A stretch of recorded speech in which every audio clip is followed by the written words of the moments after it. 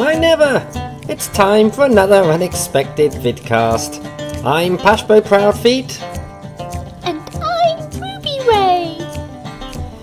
Excitement is hotting up for the contestants outside the Big Burrow, but first, it's time to learn stuff.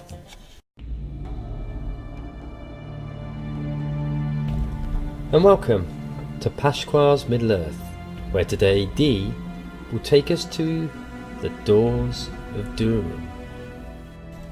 These doors are the west gate entrance to Khazad-dûm, the ancient home of the dwarves. Made during the time of Durin III and designed by Celebrimbor, Lord of Eragon, these doors are enchanted.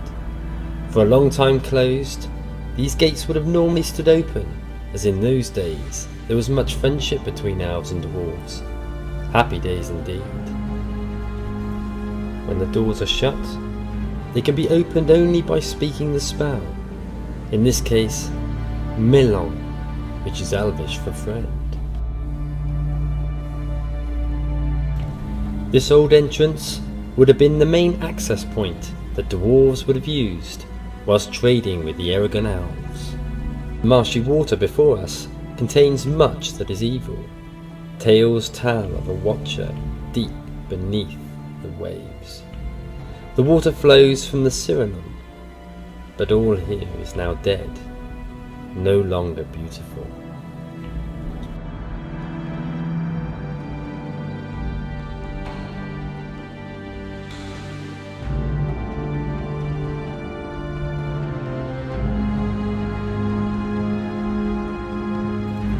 We will explore Eragon further next time, as E is our next stop. Hello and welcome to the store news. This week's free sample is 100% crafting XP tome, 1 per account. Use coupon code CRFT1. As far as sales are concerned, this week it's all about cosmetics, with 25% off clothing, cloaks and accessories, shared wardrobe space and cosmetic outfit slots. There's also 25% off mounted combat trait specs and warsteed cosmetic slots. So it's a week to look beautiful.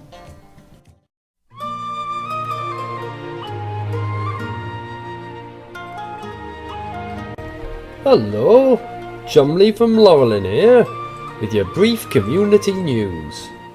Now, I would not be doing my job properly if I did not read you word for word this letter I have received.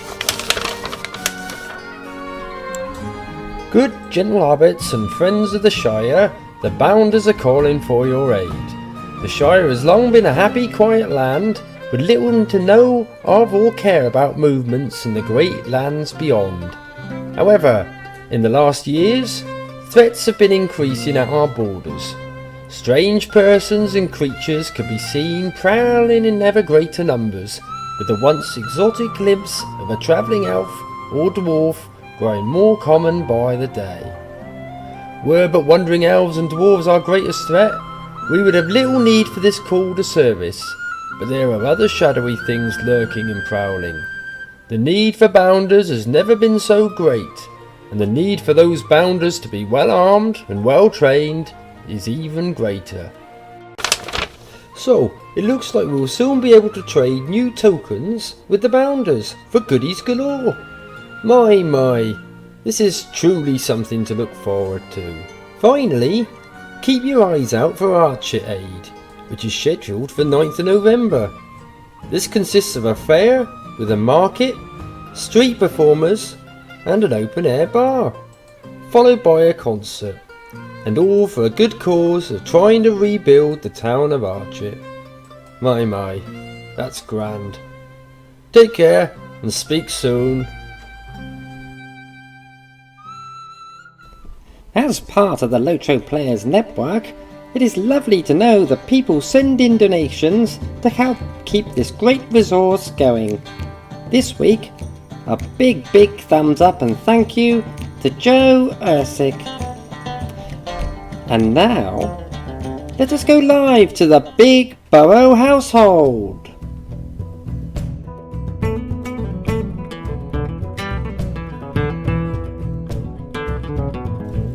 Hello there, I'm Pashkoi, and I'm your host for Big Burrow. We have 8 faces from the free people of Middle-earth who will be shortly entering the Big Burrow house, where they will all live under one roof until you, the viewers, vote them out. There promises to be tension and trials for our contestants as they attempt to stay the longest in the Big Burrow house under the gaze of the Eye of Sauron. So without further ado, let's meet our contestants, shall we? Here's Pashford Snakehead. With a small amount of hair and an even smaller amount of patience, Pashford always believed that he deserved more than the humble beginnings that his upbringing in Rohan presented him. He tired of the emphasis on horse riding, much preferring hand-to-hand combat, which left him at odds with the Rohirrim. He shunned his fellow kin and travelled to Bree, much to the annoyance of his family, who forbade him to see his young daughter Eska. Now Eska grew up unaware that Pashford was her father until a chance meeting at the Prancing Pony in Bree, in which he drunkenly boasted of his heroic exploits. Although his ego surpasses his ability, he is a man of much courage and one of whom great adventures lay ahead, or so he says anyway. So let's hear it for Pashford Snakehead, yay!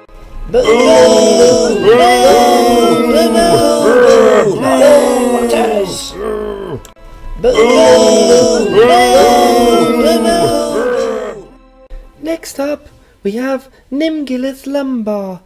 Now, she is a lover of nature and animals, as we have grown to expect from the elves. We also expect beauty, which NIM Killeth has in abundance. She is especially fond of birds, as of course is Pashford that we met earlier, although NIM Killeth prefers the flying sort. She is from Adilliant, so has travelled some way to get into the Big Burrow house. Despite her beauty, she is a member of that rotten ale association. She enjoys the company of other elves, and I'm sure her fellow contestants will enjoy being in her company also. So let's have a rousing reception for NIM Killeth!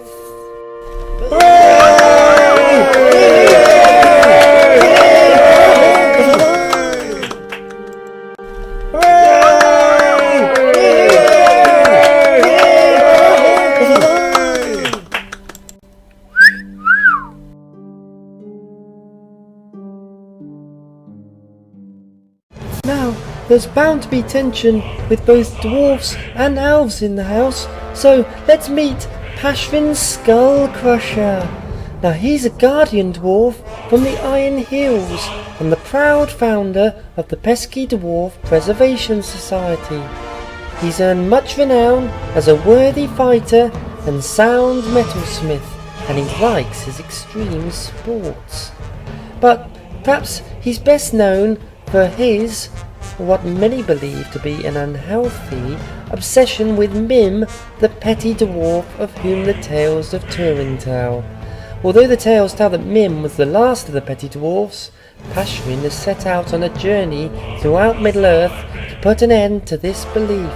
So who knows what Pashmin may find inside the Big Burrow house.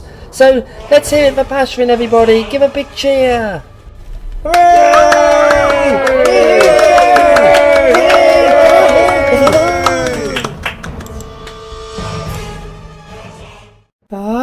At last! There's going to be hobbits in the house! Here's Daffodil!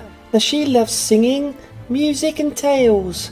She's thinking about taking up fishing, but the water worries her. Oh, doesn't it all of us, eh? She dreams that one day she would do something worthy to be the subject of a tale or two. She has a twinkle in her eyes, as shiny as her silver hair. Here she is now, Daffodil!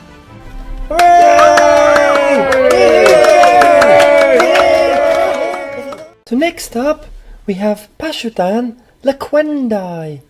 Now, Pashadan was separated from his sister Pashrain from a young age. Pashadan remained in Linden following the great rising of the water.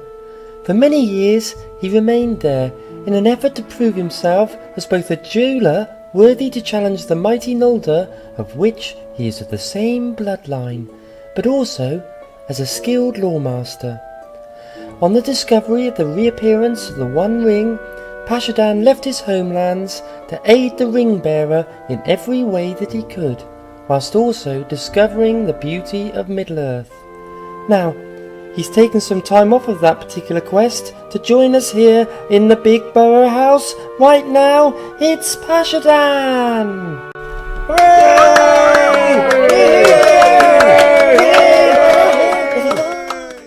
Ooh, a treat for the men now.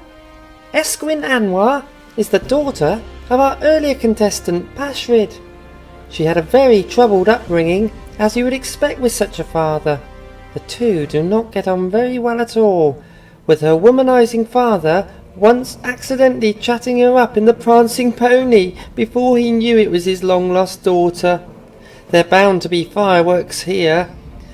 Now, Esquin is a fighter, a champion actually, and has something to prove to this world, as much as anything else, to prove she does not need her father at all.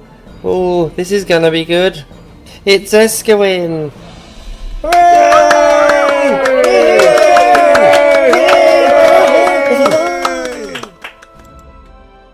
Well, we had one for the men. Well, how about one for the ladies? It's Blango Muddyfoot.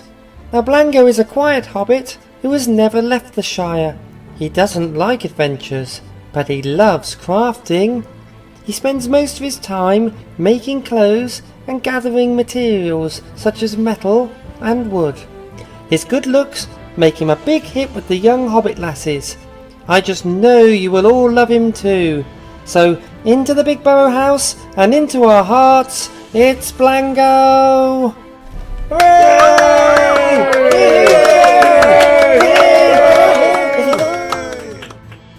So, we're nearly there. One more to go. Now, here we are. This is a big surprise. Laurelin is one of those rare sights. A female dwarf. My, I've never seen one before. She comes from the White Mountains, and unlike most female dwarfs, she's decided to adventure and hopes one day to meet a male dwarf who enjoys drinking ale as much as she does. That shouldn't be too hard. So, facial hair aplenty, it's Laurelin!